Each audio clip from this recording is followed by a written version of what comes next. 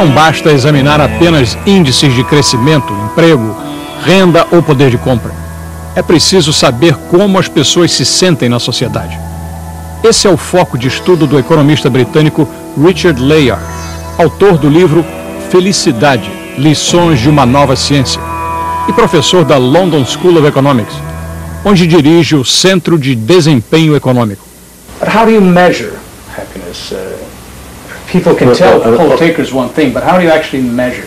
Obviously you can ask people how happy they are, and that's been done for many years, but there was always a question as to whether what they said related to any real objective entity, or indeed whether there was an objective entity at all.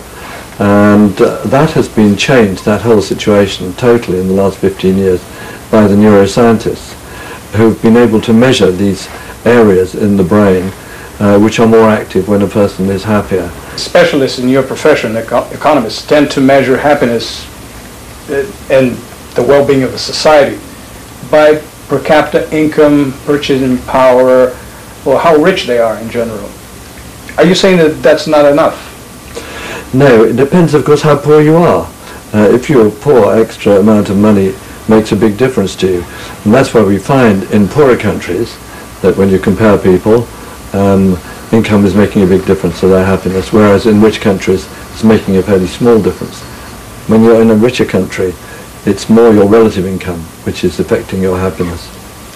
And according to surveys that you mentioned in your book, supposedly the Scandinavians are the happiest people in the world. If we look at it from the point of view of economics, the Scandinavians are indeed, on average, richer, but they also have a more equal society, sure, without extremes. Yeah. To what extent do you think, how relevant is this element of equality? No, I think it is important. See, when you take the first world countries, there's quite a spread of income, obviously, within the West European countries and North America, but across those countries, there's no relation between the average happiness of the country and its average income. But as you say, all sorts of other factors are coming in. The quality of human relationships, we know, is the most important factor actually affecting happiness in any country. And there, the countries which have the more egalitarian ethos, ethos of greater trust between people, such as you have in Scandinavia, turn out to be happier. This factor that you mentioned, in the rich countries, if you take the extremes of the U.S. and New York specifically, so-called rat race, people working like crazy just to make more money, and they have very little time for themselves, for their families. How relevant do you think is the free time to make people happier and work less at the same time? I think free time is important. I would say that we shouldn't underestimate the importance of work as a thing which makes people feel socially engaged, needed, able to contribute to the well-being of others. But of course, free time and time with your friends and so on is extremely important. And one of the factors that has been found to explain inter-country differences is the extent to which people belong to voluntary organisations, for example, including, not just churches and political activities, but social activities, sporting, ethnic groups, and so on.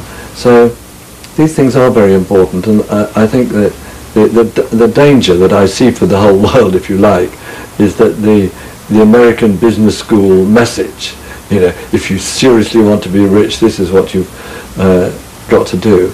This is not going to be productive of a happier world. In that sense, do you think it should be the role of government to try to adopt measures in order to improve happiness of society? Yes, I absolutely do.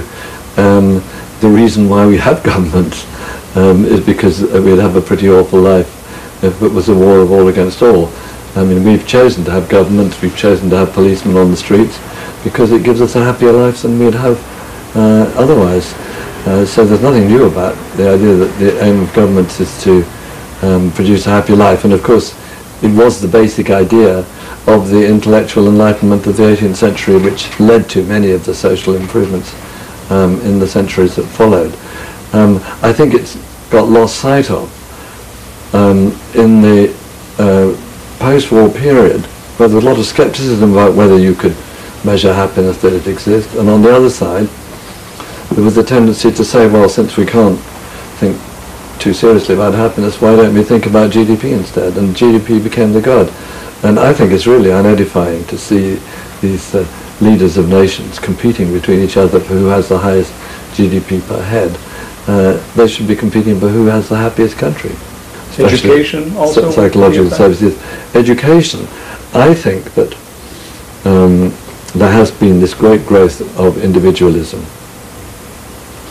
as the belief in religion and in socialism has declined. And I don't want to return to collectivism. We've seen the awful effects of communism on happiness, human happiness, well documented in the surveys. But I want an ethic and an emotional stance in people where they feel responsible for each other.